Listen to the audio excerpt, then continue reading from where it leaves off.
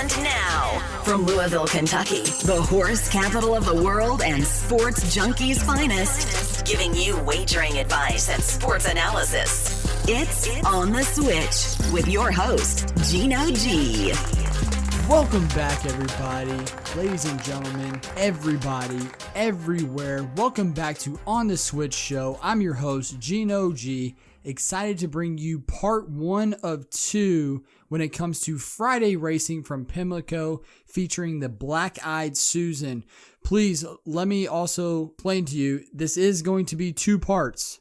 The first part being this one is going to be races 1 through 7. The second part is going to be races 8 through 14. Also want to let everybody know in the second part, I will only be giving 1 ticket away. If perhaps you want the other tickets that I'll be placing on Friday at Pimlico, please get on our email route. You can follow me on Twitter, send me a personal message on there at DavilleKY32. That is at DAVILLEKY32. Send me a follow, send me a PM. That way you can get on the email route and get all of my bets for Pimlico on Friday.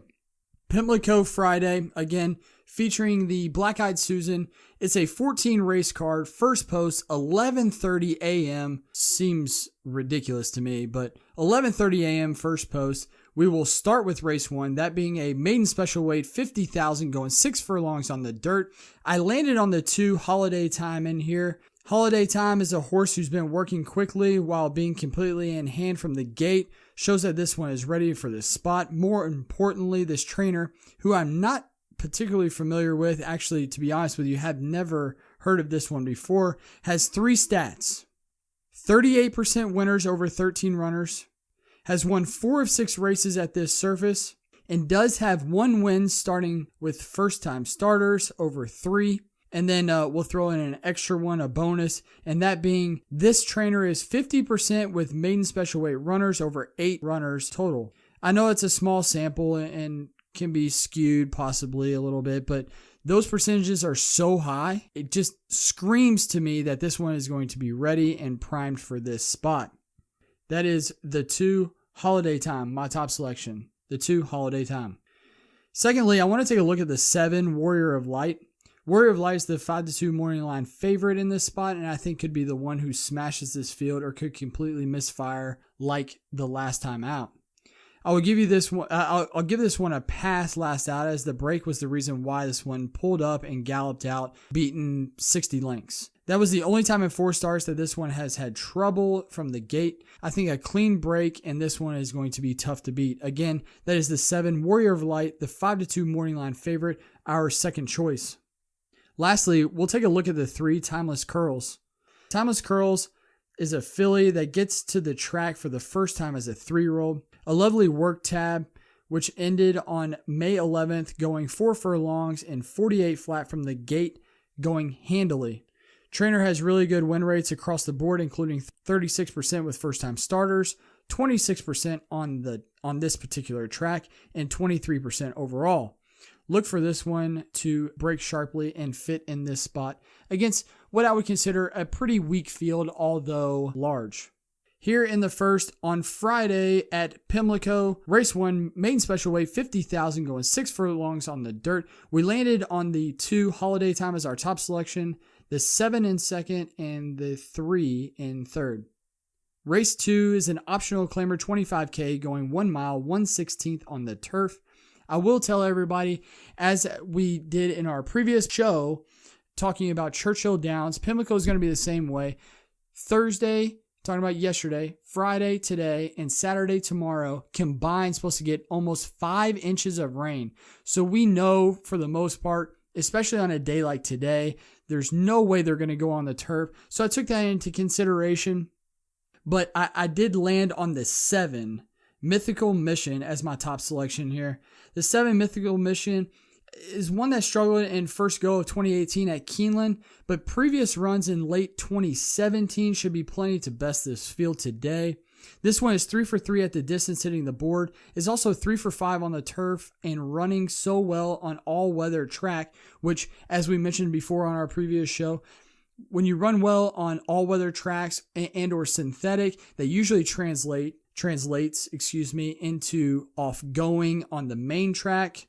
So I think Jose Ortiz, who gets up, motion wins a lot in these spots. I think this one's going to be tough to beat. That is the 7 Mythical Mission. Number 6, Canny, is also an interesting horse.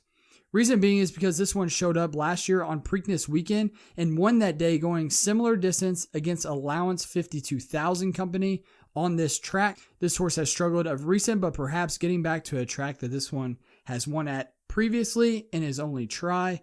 I believe this one can get back to the winner circle in this spot. Also note this, in 2 starts in 2018, this one didn't run at Fairgrounds at optional claimer 40 level, then progressed nicely according to speed figures last out at Keeneland. Second off the layoff, a work in between runs, 10-1. I think it's all systems go for this one. That is the 6, Canny. If perhaps this race is off the turf, which, from what I understand, this race in particular, especially not being a stakes race, pretty much just a normal day sort of race, there's no chance they're going to run on the turf. So I would take a look at the main track only horses, that being the 10, Sneaky Betty. Sneaky Betty fits well here. 5 for 6 at the distance hitting the board. Does have a 3rd and 2 starts on the off going, that being in February at Laurel. I do have to say though, the turf horses tower over both the 10 and the 11, but as we have mentioned before on previous shows, turf races typically do get much higher speed figures overall than on the dirt. But I think these horses being only for the main track, I think you must use them in pick 3s, pick 4s, pick 5s, if available. So here in the second, optional claimer 25K going 1 mile, 1/16 on the turf, which will end up being on the dirt. I did stick with the 7 Mythical Mission and the 6 Canny at 10-1 as our selections going 1-2. Third race, optional claimer 50,000 going 6 furlongs on the dirt. In this event, I landed on the 8, Bring Your Own Bottle. Bring Your Own Bottle will be a hot selection and a washout, but will also get our top selection. This might be a little ambitious in predicting weather a little. Again, according to weather.com, local news stations in Baltimore, it's going to be a complete washout. I mean, basically these horses are going to be running in water for the most part. They'll have to seal the track. So although a slight prediction, I believe will be 100% correct in predicting that the weather is going to be quite nasty. But if perhaps this is an off track, talking again about the 8, Bring Your Own Bottle. If it is an off track, watch out for this one. 2 for 3 at the distance, 2 for 2, not only hitting the board, but both wins on an off track, including 2 back at the Fairgrounds, which got a 93 speed figure, in which this one was also claimed out of that race. Second off the layoff, right running style that will sit right behind the speed. Success over wet going. I will take this one as our top selection at 6-1 on the morning line. The number 4, Zorali. Zorali has to be considered in here. This one just broke its maiden and debut easily, going 5.5 and 103.39, which is extremely quick. This one broke straight to the lead and never looked back, beating a field that included 2 horses that came back to win next out. The 87 speed figure was super impressive, and if you do time to time against the morning line favorite, that being the 3, Sour, this one would have beaten her that day as well. A small improvement will be tough in this spot, and this one is well positioned. That is the 4, Zorali. The number 3, Sour, as we just mentioned, is the horse that will be quote-unquote the one to beat, but I think is extremely vulnerable in this spot. Although well placed, she looks to improve off first going against a softer field.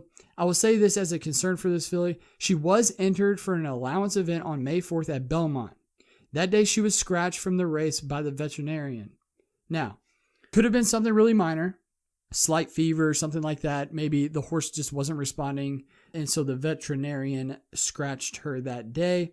Or it could be something much more serious. Did get another 2 weeks off before this race today. But as a handicapper, this is an angle that I typically stay away from personally.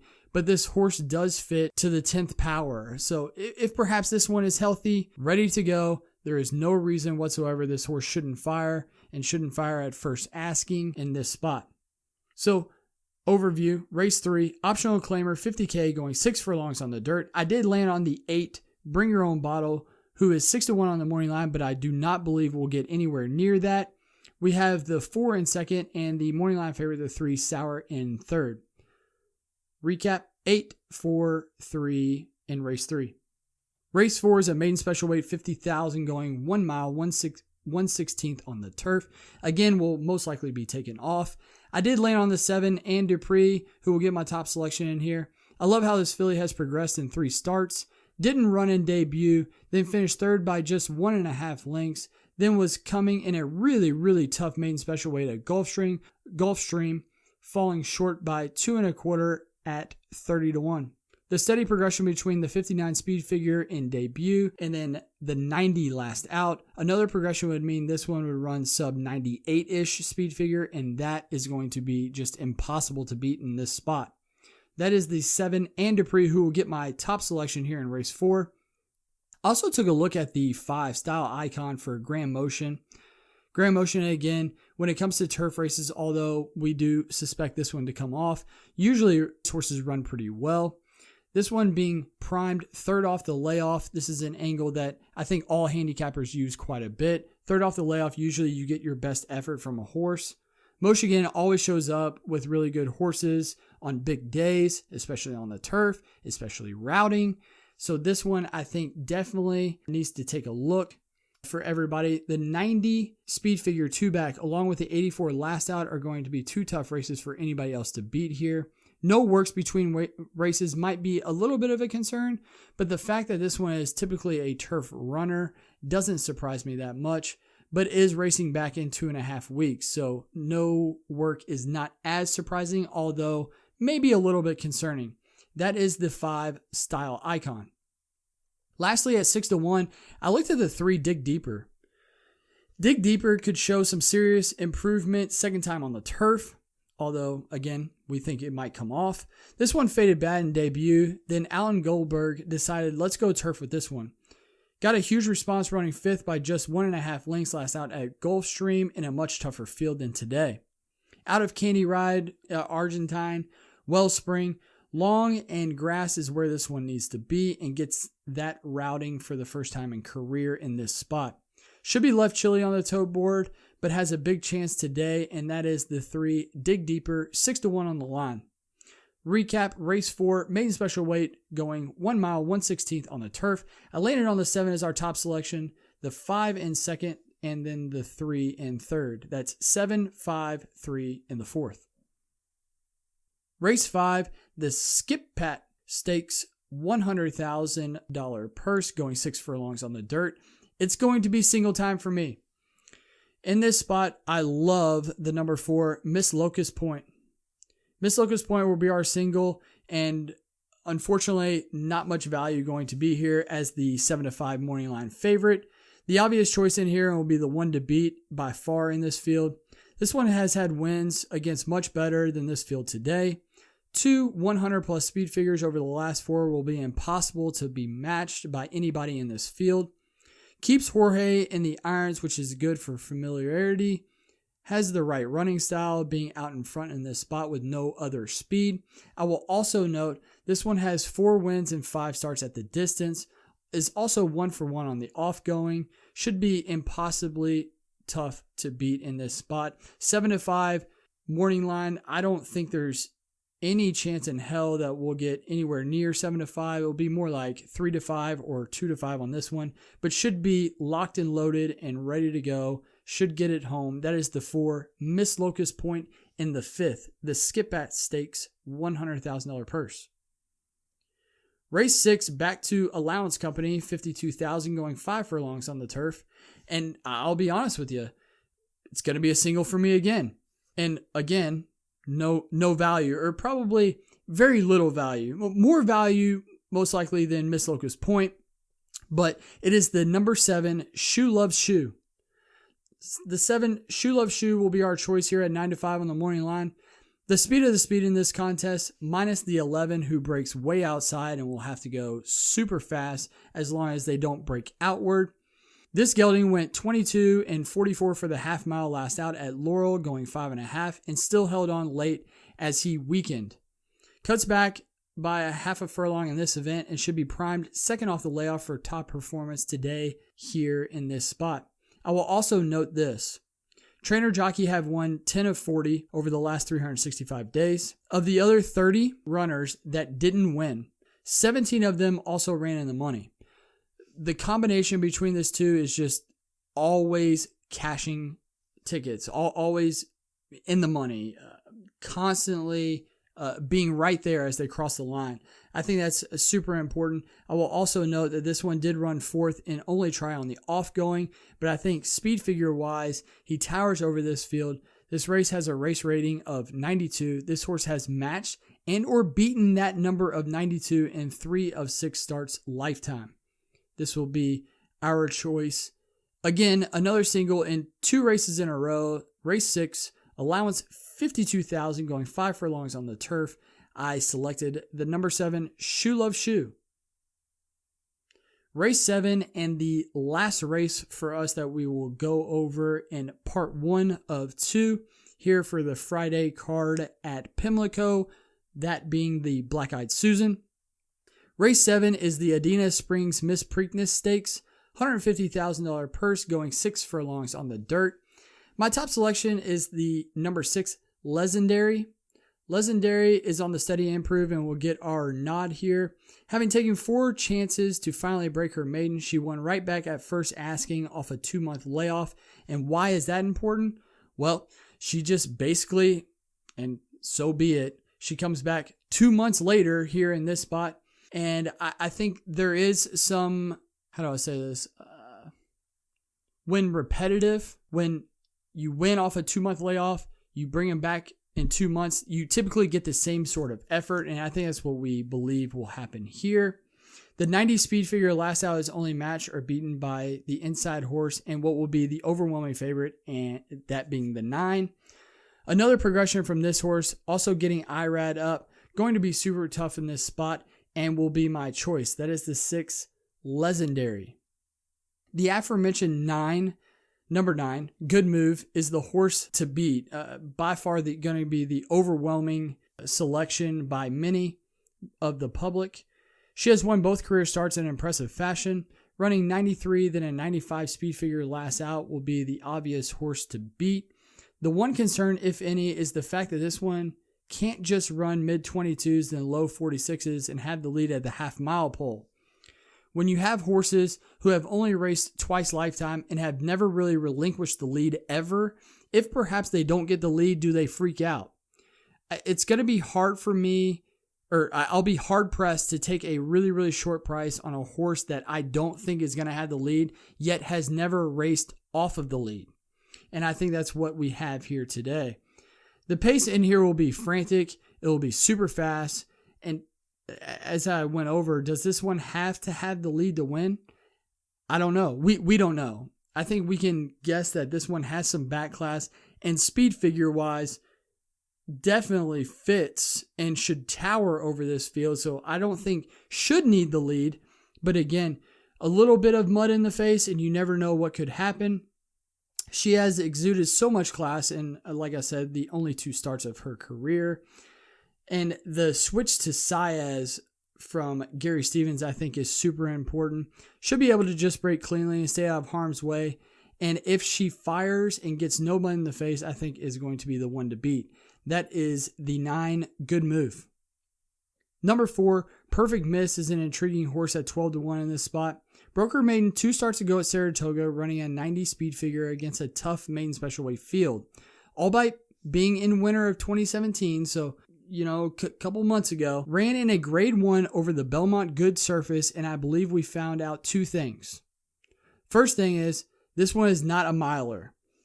Instead of sticking to the 6 furlongs that this one prefers, tried a mile in this grade 1 at Belmont. Didn't like that whatsoever. And we found out that she's going to be a sprinter. And 2, she was just overmatched that day.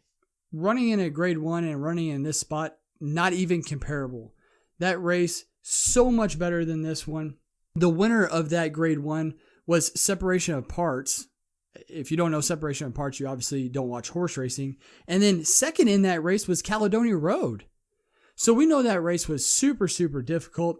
I think class relief here, although a really good field is assembled in this spot, plus layoff for freshening, back to this one's favorite distance, then adding the fact that Englehart is respectable 15% with horses off a 180 day plus layoff, and wins, talking about Englehart, at a 20% clip in stakes races. I think this one could light up the board, and that is the 4, Perfect Miss, an intriguing horse at 12-1 on the morning line. So to recap race 7, we did stick to our top selection, that being the 6, Legendary. The 9, Good Move. Obviously, the morning line favorite is going to be super tough in this spot. Lastly, a little bit of a bomb, that being the 4, Perfect Miss, 12-1 on the line. So for us, in the 7th, the Adena Springs Miss Preakness Stakes, $150,000 purse. It's going to be 6-9-4 for us. I urge everybody to check out part 2 of this show, this being Friday, Black-Eyed Susan Day from Pimlico. We will be having that, all of the rest of the selections, talking about race 8 through race 14. We'll also give a late pick 4 ticket, which is $300,000 guaranteed for Friday. We'll give out that selection. Again, please, everybody check out part 2, and we'll be right back and we'll have that for you. If you haven't already, please make sure you go to iTunes, SoundCloud, Stitcher, whatever platform that you can get podcasts on. Please subscribe to us on those platforms at On The Switch. You can also drop us a follow on Twitter at OnTheSwitch1. If you have any questions, you are more than welcome to email us whenever you would like, and that's ontheswitchshow@gmail.com.